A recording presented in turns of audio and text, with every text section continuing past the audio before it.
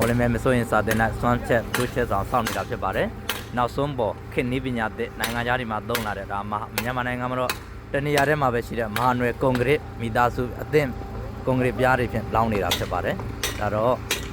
မစိုးရင်စာတင်တဲ့ကျောင်းဆောင်ကိုလောင်းနေတာဖြစ်ပါတယ်ခုလိုလောင်းလိုက်တာကတော့နံပါတ်1ဒါကုန်ညတက်တာတဲ့နံပါတ်2လင်းမြန်မြန်နဲ့လောင်းရတာဖြစ်ပါတယ်ဒါတော့မြန်မာနိုင်ငံတင်မဟုတ်ပါဘူးနိုင်ငံတကာတင်သုံးလာတာဖြစ်ပါတယ်သို့တော်လည်းမြန်မာနိုင်ငံမှာတော့မော်လမြိုင်မြို့မဟာနွယ်ကွန်ကရစ်လုပ်ငန်းမိသားစုတစ်ခုတည်းသာလုပ်နိုင်သေးတာဖြစ်ပါတယ်ရန်ကောင်းပါတယ်ဒါတော့မြင်တွေ့နေရတဲ့အတိုင်းဒါသက်တောင်းသက်တာကုန်ကြမှုလဲသက်တာတယ်လို့လင်းမြန်လဲမြန်ပါတယ်ဒါတော့ဒါကြောင့်နောက်ပိုင်းမှာအများစုကယခုကဲ့သို့ကွန်ကရစ်အသင်ပြားတွေဖြင့်လောင်းလာတာဖြစ်ပါတယ်ဒါတော့မဟာနွယ်ကွန်ကရစ်လုပ်ငန်းမိသားစုကနေပြီးတော့တောင်းယူပြီးတော့လောင်းတာဖြစ်ပါတယ်မဟာနွယ်ကွန်ကရစ်မိသားစုရဲ့တကားကြီးကတောင်းယူမှုတောင်းခံမှုပြည်လည်းရှိပါတယ်ဒါအချိန်ပေးပြီးတော့တနေ့ကုန်လာပြီးတော့ကြည့်ပြီးတော့ကြည့်ကြပြီးတော့လုပ်ပေးနေတာဖြစ်ပါတယ်ဒါတော့မြင်တွေ့နေရတဲ့အတိုင်းမဟာနွယ်ကွန်ကရစ်မိသားစုရဲ့